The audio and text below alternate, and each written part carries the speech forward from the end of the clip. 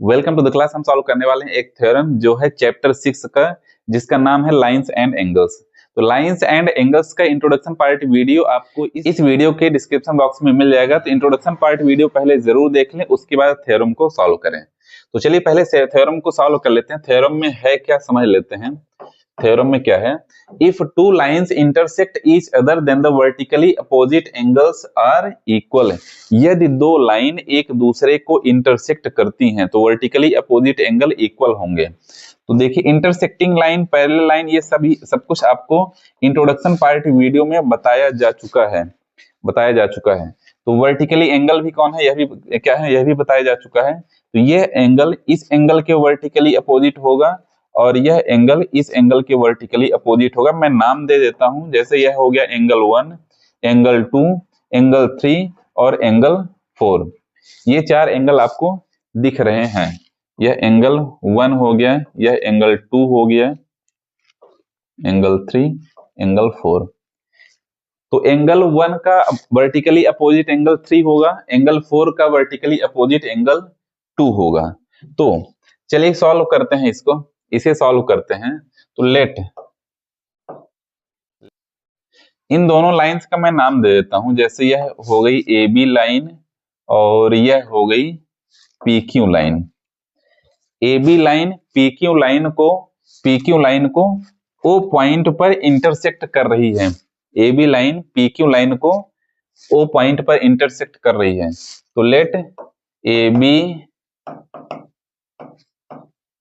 Intersect P Q at O. A B P Q को O पर intersect कर रही है। हमें प्रूव क्या करना है, हमें प्रूव करना है angle 1 equals to angle 3 and angle 4 equals to angle 2।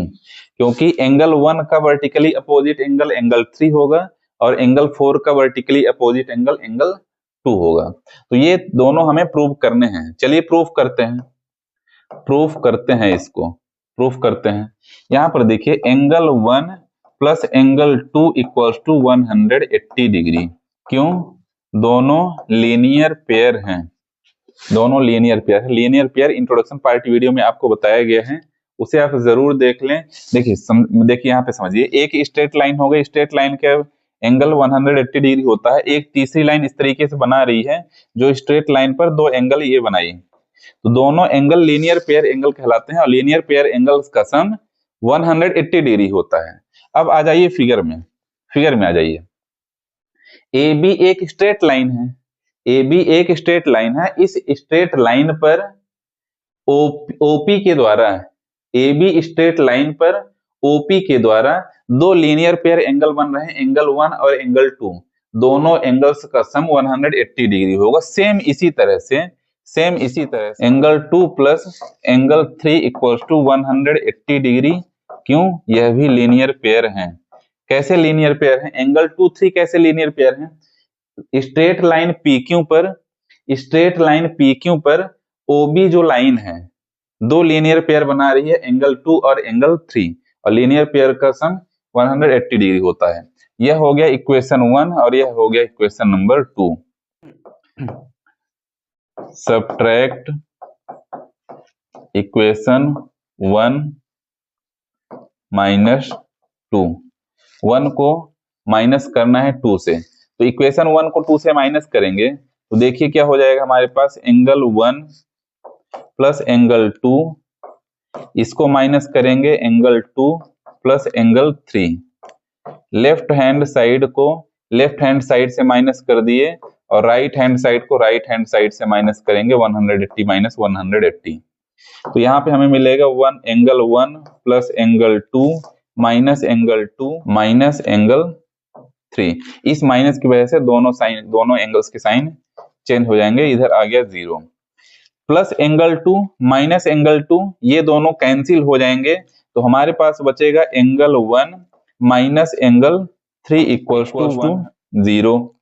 तो एंगल 1 इक्वल्स टू आ गया एंगल 3। एंगल 1 एंगल 3 के इक्वल हमें मिल चुका है, एक प्रूव हो चुका है, एंगल 1 इक्वल्स टू एंगल 3।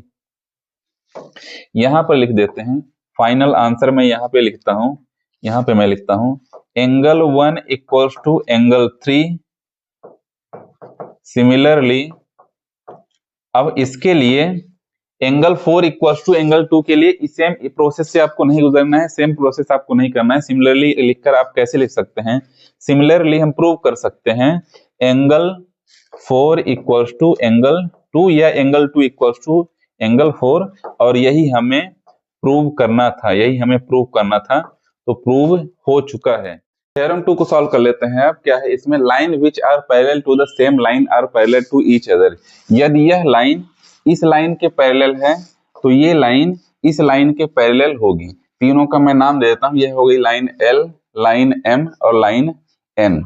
तो चलिए सॉल्व करते हैं, इसे प्रूव करते हैं।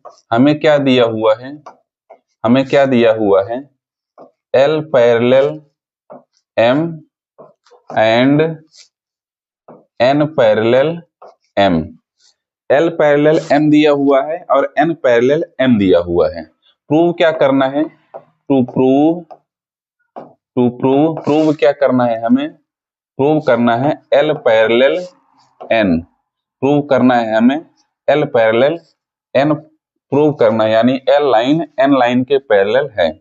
चलिए इसमें कुछ कंस्ट्रक्शन करने पड़ेंगे, इसमें कुछ कंस्ट्रक्शन करने पड़ेंगे, तो करते हैं मेक ट्रांसवर्सल लाइन PQ, एक ट्रांसवर्सल लाइन PQ बना देते हैं, PQ एक ट्रांसवर्सल लाइन बना देते हैं। प्रूफ करते हैं, अभी से प्रूफ करते हैं, कैसे प्रूफ होगा देखिए। यह transversal line PQ transversal line L line M line और N लाइन को तीनों अलग अलग पॉइंट पर इंटरसेक्ट कर रही है। तो यहाँ पर जो इंटरसेक्ट कर रही है यह हो गया एंगल 1, यह हो गया एंगल 2 और यह हो गया एंगल 3। तीनों लाइंस पर तीन अलग अलग एंगल बना रही है। अब देखिए यह जो एंगल 1 दिया हुआ है यह एंगल 2 के इक्वल होगा, क्योंकि L लाइन M लाइन के पैरेलल है। तो यहाँ पर हो जाएगा एंगल 1 इक्वल्स टू एंगल 2। ये दोनों एंगल क्यों इक्वल होंगे, क्योंकि ये दोनों करेस्पॉन्डिंग एंगल हैं, करेस्पॉन्डिंग एंगल हैं। इसी तरीके से एंगल 3 एंगल 2 के इक्वल होगा, एंगल 3 इक्वल्स टू एंगल 2, क्योंकि N लाइन M लाइन के पैरेलल है। तो ये दोनों भी करेस्पॉन्डिंग एंगल से इक्वल हो जाएंगे, ये दोनों भी क्या है, करेस्पॉन्डिंग एंगल्स हैं। इंट्रोडक्शन पार्ट वीडियो में आपको करेस्पॉन्डिंग एंगल्स और बाकी जितने भी एंगल्स इसमें बन रहे हैं ट्रांसवर्सल लाइन के द्वारा आपको बताया जा चुका है, तो उसे जरूर देख लें। अब देखिए इक्वेशन नंबर 1 और इक्वेशन नंबर 2 में एंगल 1 एंगल 2 के इक्वल है, एंगल 3 भी एंगल 2 के इक्वल है। तो यहाँ पे हम लिख सकते हैं, यहाँ पे हम लिख सकते हैं hence angle 1 equals to angle 3। Angle 1 angle 3 के इक्वल है, एंगल 1 एंगल 3 के इक्वल हो गया, एंगल 1 एंगल 3 के इक्वल हो गया, ये दोनों इक्वल हो गए। तो क्या हुआ, since angle 1 equals to angle 3 are corresponding angles, corresponding angles. Angle 3 और एंगल 1 दोनों करेस्पॉन्डिंग एंगल हैं, एंगल 3 और एंगल 1 दोनों करेस्पॉन्डिंग एंगल हैं, और दोनों करेस्पॉन्डिंग एंगल इक्वल हैं, दोनों करेस्पॉन्डिंग एंगल इक्वल हैं। तो जब करेस्पॉन्डिंग एंगल इक्वल हैं तो L लाइन N लाइन के पैरेलल हो जाएगी। तो यहाँ पे मैं लिख सकता हूं therefore L parallel to N, L parallel to N, और यह प्रूव हो जाता है, यह प्रूव हो जाता है। इसी के साथ दोनों थ्योरम प्रूव हो जाती हैं। हम मिलते हैं एक्सरसाइज में।